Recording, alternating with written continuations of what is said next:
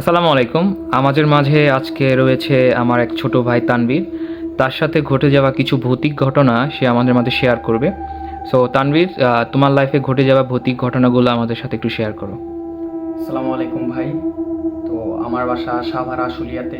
তো আমি এখানে থাকি, ছোটবেলা থেকে এখানেই বড় হয়েছি। তো ঘটনাটা 2020 সালের। তখন আমি আনুমানিক অনেকই ছোট ছিলাম। তখন এইসব ভৌতিক সম্পর্কে আমার কোনো ধারণা ছিল না, বা আমি এসব কোনো কিছুতে বিশ্বাস করতাম না।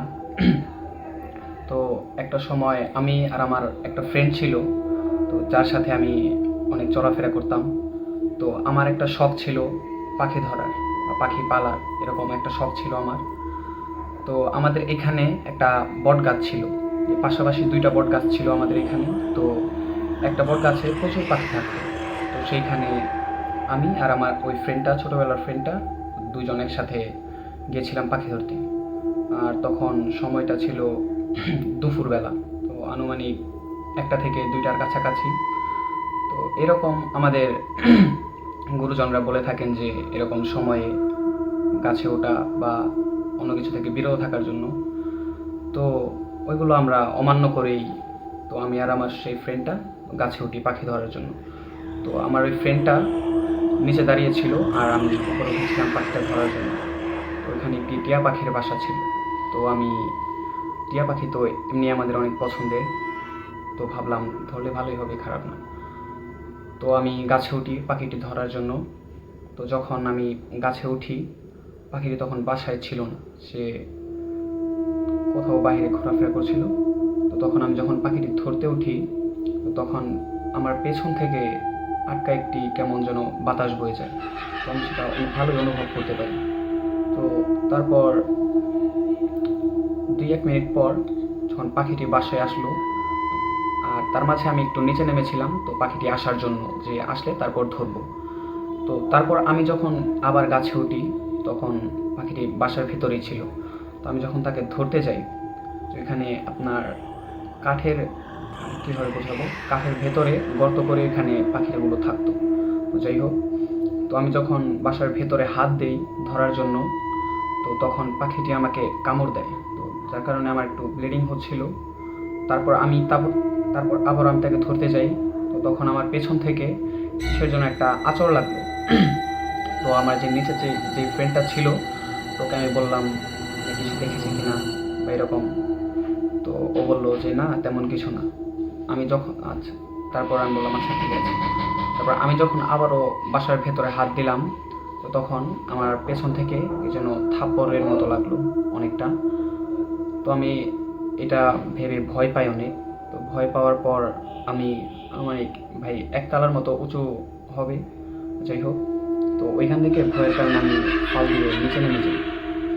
তো ফাল দেওয়ার পর ওইখান থেকে আমি পায়ে অনেকটা ব্যথা পাই। ব্যথা পাওয়ার পর ওইখান থেকে আমি বাসায় চলে যাই। তো বাসায় চলে যাওয়ার পর আমার প্রচণ্ড রকমের জ্বর আসে। তো ওইখান থেকে 2-3 যাবৎ জ্বর ছিল আমার। তারপর এমনিভাবে চলে যায় 2-3 দিন। চলে যাওয়ার পর আমাদের ওইখানে একটি নদী ছিল, যে আবার আমার পাখি ধরার পাশাপাশি আমাদের নদীতে মাছ ধরতাম আমরা। তো আমি আর আমার ছোট ভাই, আমার ফ্রেন্ড না, আমার ছোট ভাই ছিল। তো আমরা দুইজন মিলে নদীতে যাই মাছ ধরতে। তো তখন করেন ভাই আজকে জাল ফেললাম, তো কালকে সকালে তুলে ফেলবো, এরকম অনেকটা। তো তারপর আমি আর আমার ছোট ভাই আজকে সন্ধ্যাবেলা জাল দিই, তারপর দিন সকালবেলা তোলার জন্য রওনা দিই দুজনে। তো তখন তার আগেও আমরা 2 দিন মাছ ধরেছি। তো আমরা ওই 2 দিনগুলো আমরা ঠিক সময়ভাবে গিয়েছিলাম ওইখানে আমাদের নদীতে। তো তারপর যেদিন আমার সাথে এই ঘটনাটা ঘটে যায়, তারপর থেকে মানে অস্বাভাবিক কিছু হতে থাকে, আমি সেটা তখন অনুভব করতে পারি। তো আমি আর আমার ভাই যখন নদীতে জাল ফেললাম, তারপরের দিন যখন আমরা জালটা তুলতে যাব, তো আমরা প্রায় ফজর, তো আমি আর আমার ছোট ভাই যখন নদীতে জালটা তুলতে যাই, তো এনিহাও আমরা বুঝতে পারছি যে ফজর আজান হয়তো হয়ে গেছে, তো আমরা এখন যাই, সমস্যা নেই। তো বাইরে যাওয়ার সময় আমাদের সাথে অস্বাভাবিক অনেক ঘটনা ঘটে, যেগুলো আমরা অনুভব করতে পেরেছি, কিন্তু তখন অতটা বুঝতাম না। তো আমাদের ওইখানে বাসার পাশেই একটি বাঁশ ঝাড় ছিল। তো ওইখানে দেখলাম অনেক জোরে জোরে বাতাস হচ্ছে, কিন্তু বাকি কোথাও বাতাস নেই বা সুন্দর ওয়েদার। তো আমরা তখন অতটা না বুঝে আমরা নদীর দিকে এগোতে থাকি। তো তখন আমার ছোট ভাই বললো যে, ভাই আমার অনেক ভয় করছে, আমি কি বাসায় চলে যাব? যে আমি বললাম, প্রায় কাছাকাছি এসে পড়ছি, সমস্যা নেই, থাকো একটু। তো তখন আমরা দুইজন গেলাম। যাওয়ার পর দুজনের বাইরে এত প্রচণ্ড রকম শীত করছিল যা বলে বোঝানোর মতো না। তো তখন আমার ছোট ভাই প্রায় অনেকটাই ভয় পেয়েছিল। তো আমি তখন তাকে বললাম, আর কিছুক্ষণ, তা না হলে জাল না তুলেই চলে যাব আমরা।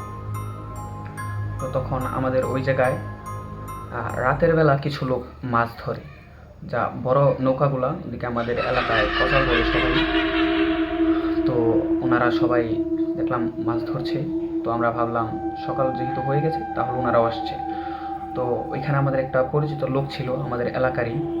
তো তখন উনি আমাদেরকে ডাক দিল, ডাক দিয়ে এভাবে বললো যে, তোমরা এত রাতে এখানে কি করতেছো? তো তখন বললাম যে, আমরা এখানেই জাল ফেলছি, তো জালটা তুলে চলে যাব। তো উনি বললো, এখন কয়টা বাজে জানো? আমি কই, না টাইমটা তো জানা নেই, আমরা প্রতিদিন ফজরের পরে জাল তুলি, তো আমরা ভাবছি যে ফজর আজান হয়ে গেছে, আমরা খেয়াল করিনি, এর জন্য চলে আসছি।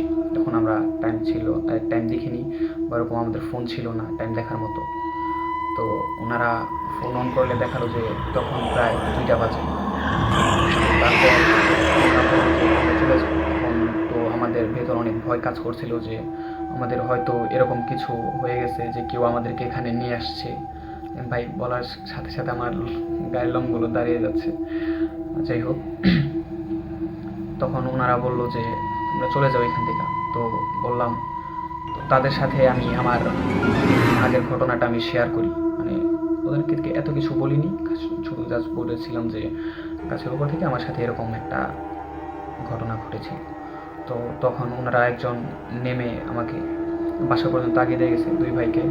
তো আব্বুকেও বলছিল যে এরকম ঘটনা হয়েছে, ওদের বা কিছু হয়েছে বা কিছু ওদের উপর ভর করছে। তো তখন তার পরের দিন আমার আবারও জ্বর চলে আসে। আমার ছোটো ভাই তখনও স্বাভাবিকই ছিল। তারপর আমার আব্বুকে আমি আমার এই ঘটনাগুলো সব শেয়ার করি। তো উনি আমাদের এলাকার হুজুরকে ডেকে নিয়ে আসে। তো আনার পর উনি আমাকে ঝাড়ফুঁক করলো। তারপর উনি বললো যে এরকম এরকম ঘটনা, ওনার উপর যে জিন আসর করছে, তার তার কয়েকদিন 2-3 দিন যাবৎ এরকম হবে। আর 2-3 দিন পর আমার সাথে অস্বাভাবিক ঘটনা ঘটে, বাসার ভেতরেও বাহিরেও, মানে কোনো কারণ ছাড়াই। ছাদে যাওয়ার 1টা-2টা বাজে কোনো কারণ ছাড়াই। তো তখন উনি আমাকে এরকম এরকম মাসালা দিল যে এরকম করো। তো তারপর দিন আমার বাবা আবার সেই হুজুরকে আমার বাসায় ডেকে নিয়ে আসে। তো তখন আমাকে কিছু পরামর্শ দেয় যে এগুলা করো, তাহলে ঠিক হয়ে যাবে। তো তখন উনি আমার আব্বুকে বললো যে ও দুপুরবেলা পাখি ধরতে গেছিল বটগাছে, তো ওইখান থেকে ওর শরীরে এটা চলে আসে। তো এটা ওইরকম কোনো সমস্যা নেই, যে কিছুদিন একাই আসছে আবার একাই চলে যাবে। আমি ওকে কিছু পরামর্শ দিছি, এই পরামর্শগুলো করলেই ঠিক হয়ে যাবে। তো এখন আলহামদুলিল্লাহ আমি ঠিক আছি। তারপর থেকে আমার আর কোনো অস্বাভাবিক ঘটনা ঘটেনি আমার সাথে। আর আমি এখন পর্যন্ত ওই বটগাছটায় যাইনি। আর আরেকটা কথা ভাই, ওই বটগাছটা এখন কেটে ফেলেছে। তো এই ছিল আমার 2020 সালে ঘটে যাওয়া আমার সাথে ঘটনা। আশা করি সবার ভালো লাগবে।